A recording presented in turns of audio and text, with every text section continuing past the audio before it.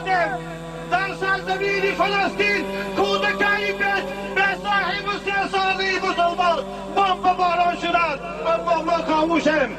من از همه شما فریاد میکنم، با تمام آوازم ندا میکنم، گوید مرگ به دشمنان اسلام، یهودیای ملعون، مرگ به یاران جمچی ها شد، مرگ به کسانی که از سیاستی این دشمنای بشریت طرفداری میکنند. میزانی من رسول اکرم صلی الله علیه و سلم فرمودند بدا الاسلام غریبا و سیعود کما بدا فتوبى للغرباء. امروز ما غریبیم، امروز ما امت اسلام پشتبان نداریم غیر خدا.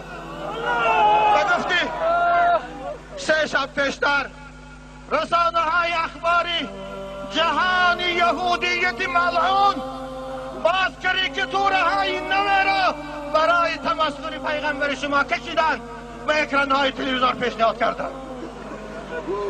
دیدید کسانی که دم از دموکراسی میزنند، کسانی که دم از برابری دینها میزنند، کسانی که دم از صلح میزنند، امروز به قیمتترین ناموس ما چقدر هجوم دارند، چقدر ناموس ما رو پایمال دارند.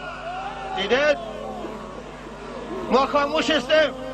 فردا پیغمبر چی میگوید؟ من به شورای علما خطاب میکنم، من جای ترس ندارم. من به حکومتدارا خطاب میکنم. امروز ما خاموش، امروز مسجدهای ما یک اعتراض ندارند، امروز شورای علمای ما اعتراض ندارند. فردا عبدالعزیز بارید پیش پیغمبر میریم، چی جواب میتیم؟